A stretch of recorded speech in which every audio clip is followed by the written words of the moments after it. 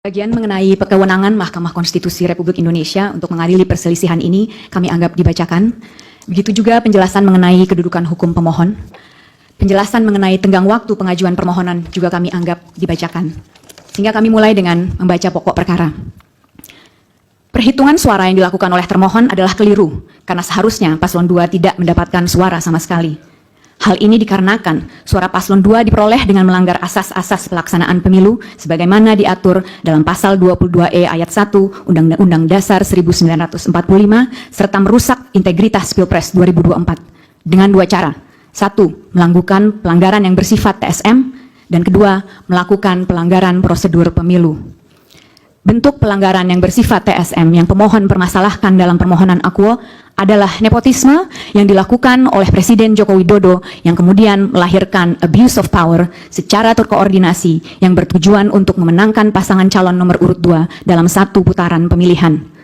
Sedangkan pelanggaran prosedur pemilu yang dipersoalkan dalam permohonan ini adalah pelanggaran yang terjadi sebelum, pada saat, dan setelah penyelenggaraan Pilpres 2024.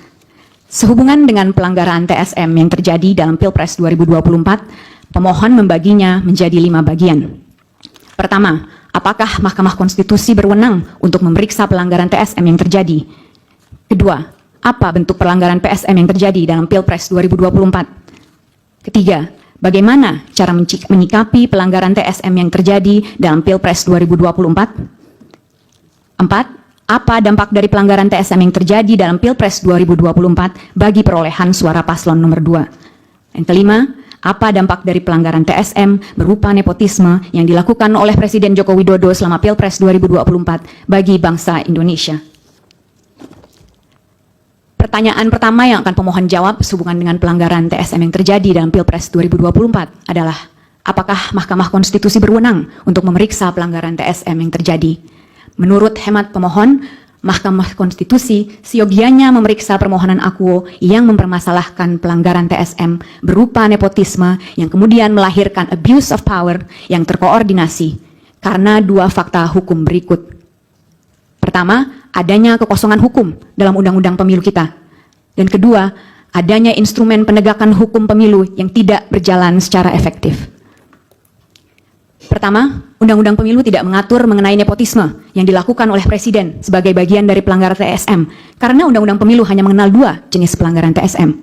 Pertama, perbuatan atau tindakan yang melanggar tata cara, prosedur, atau mekanisme yang berkaitan dengan administrasi pelaksanaan pemilu dalam setiap tahapan penyelenggaraan pemilu, sebagaimana diatur dalam pasal 463 ayat 1, Jungto pasal 460 ayat 1 Undang-Undang Pemilu.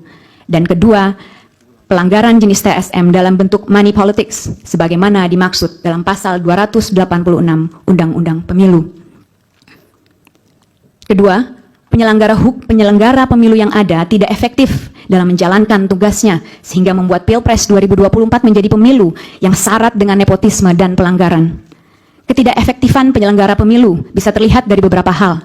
Pertama, tidak independennya termohon, sebagaimana terbukti dari upaya termohon untuk memastikan diterimanya Gibran Rakabuming Raka sebagai kontestan dalam Pilpres 2024, mulai dari langsung menerapkan putusan Mahkamah Konstitusi nomor 90 tahun 2023 yang merupakan plurality decision, dan karenanya seyogianya dibaca menggunakan Marx Rule yang kali pertama dipertimbangkan dalam kasus Marx versus United States. Saya izin mengutip sedikit, Yang Mulia.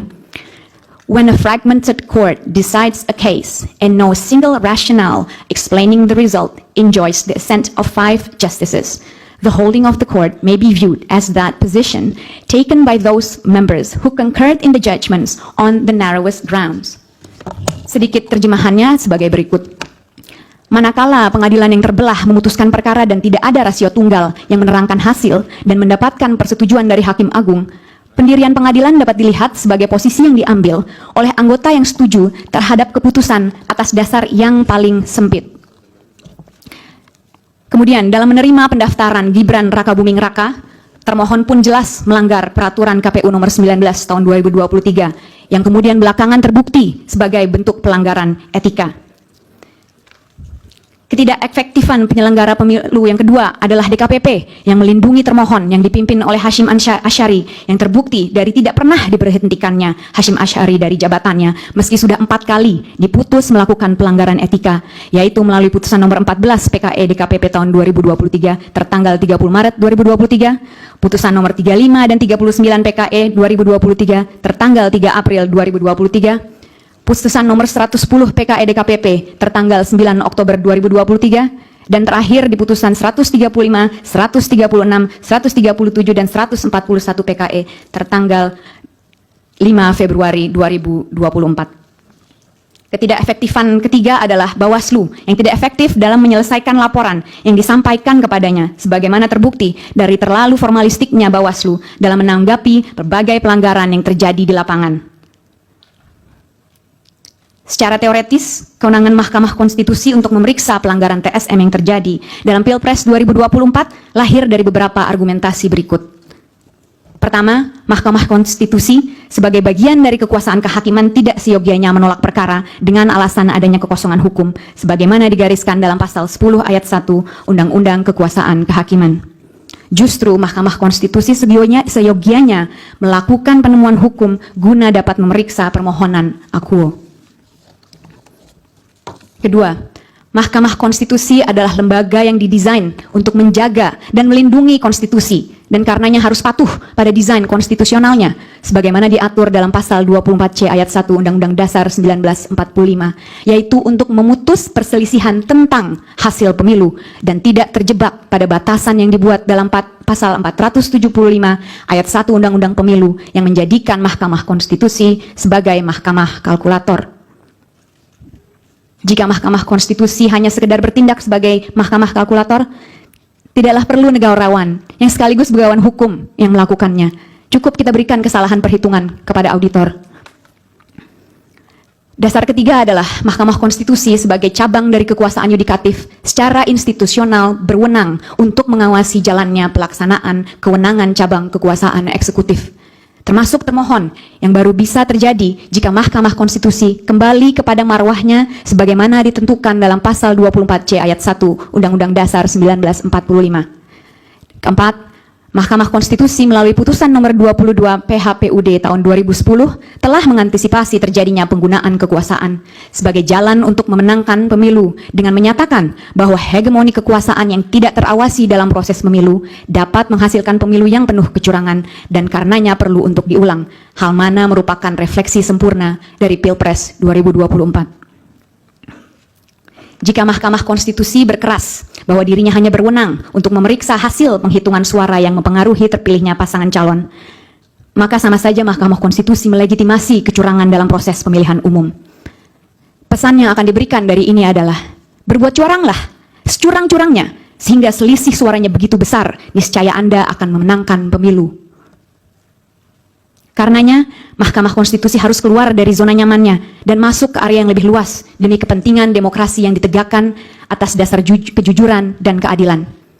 Mahkamah Konstitusi perlu kembali pada desain konstitusional awal yang ditetapkan baginya, yaitu untuk memutus perselisihan tentang hasil pemilu. Hanya dengan demikianlah Indonesia memiliki kesempatan untuk menyelamatkan demokrasinya.